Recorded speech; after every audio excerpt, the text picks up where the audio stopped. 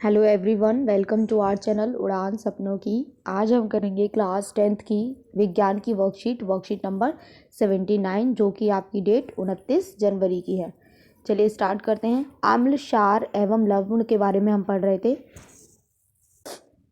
तो आज हम करेंगे अभिकथन और कारण पर आधारित प्रश्न। ये हमने एक दो क्वेश्चंस देखे थे हमने लास्ट वर्कशीट में। इसमें क्या होता है, अभिकथन एक कथन लिखा होता है और उसका कारण भी दिया होता है, हमें उसके बिहाफ पे ही आंसर देखने होते हैं।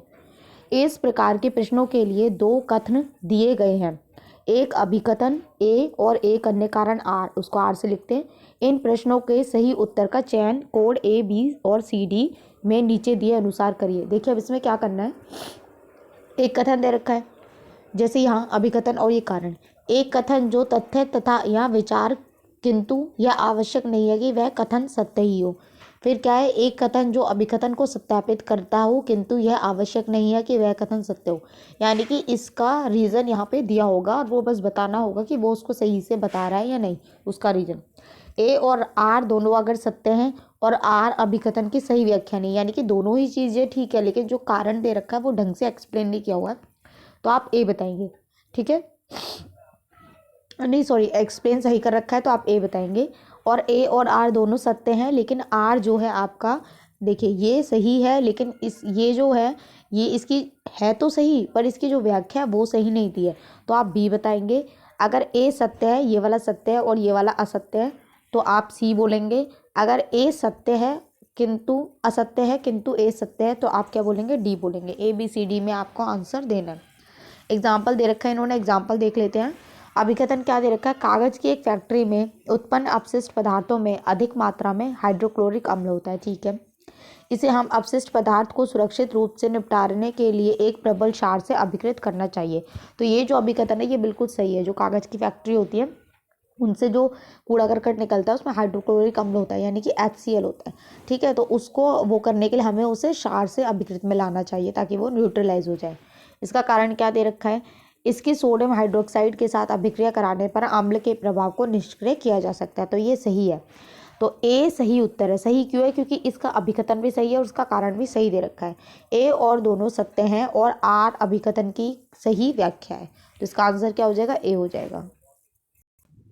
फिर अब आप देखिए, ये कारण दे रखा है, अब उसका रीज़न क्या है ये देख लेते हैं। हाइड्रोजन क्लोराइड या हाइड्रोक्लोरिक अम्ल जो होता है आपका HCl जो होता है, जब जल में मिलाया जाता है तो ये आयनित होकर हाइड्रोजन और क्लोराइड इसको अलग अलग कर देता है। यह अम्लीय है और इसके प्रभाव को क्षार द्वारा उदासीन किया जा सकता है। देखिए अम्ल होता है तो उसके साथ क्षार मिला के उसको उदासीन कर सकते हैं, अगर क्षार होगा तो उसके साथ अम्ल मिला के उसको उदासीन कर सकते हैं।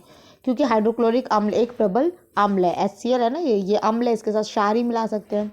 इस प्रबल क्षार को इसे प्रबल क्षार द्वारा उदासीन किया जा सकता है। तो ये HCl जो है ये तो आपका अम्ल हो गया, ये आपका क्या हो गया, क्षार हो गया। दोनों को मिला दिया तो NaCl नॉर्मली और वाटर बन गया।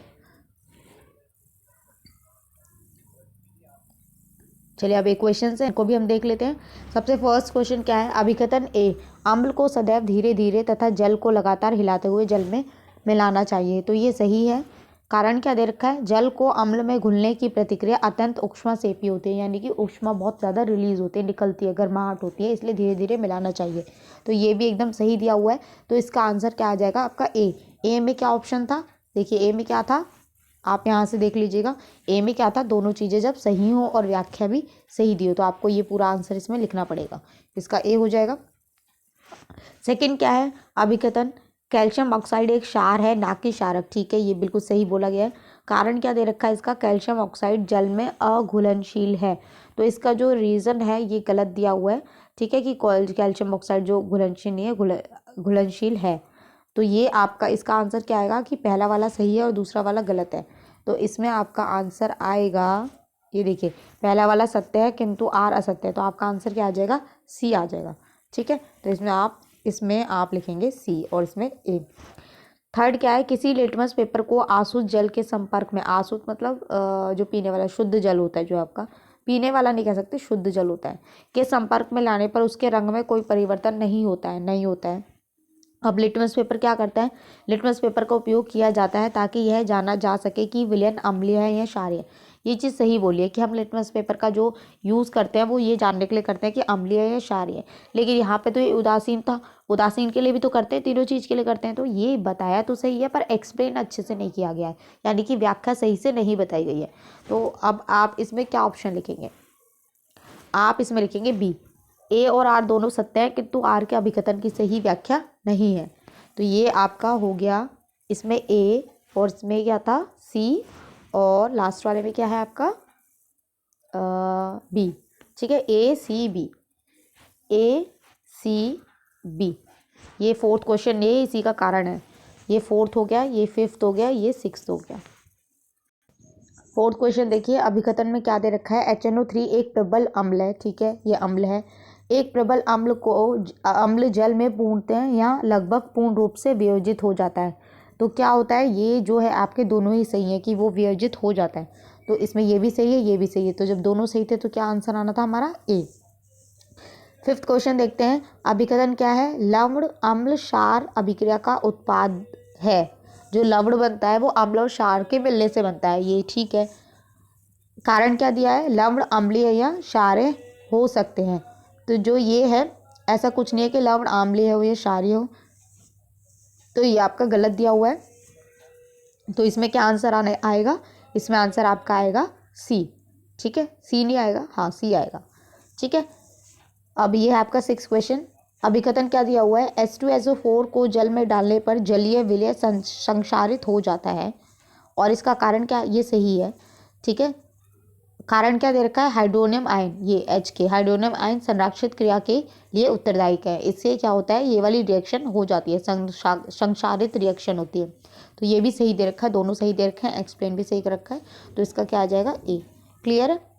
ए सी बी, मैं और एक दूसरे कलर से लिख देती हूँ, आपको क्लियर हो जाएगा।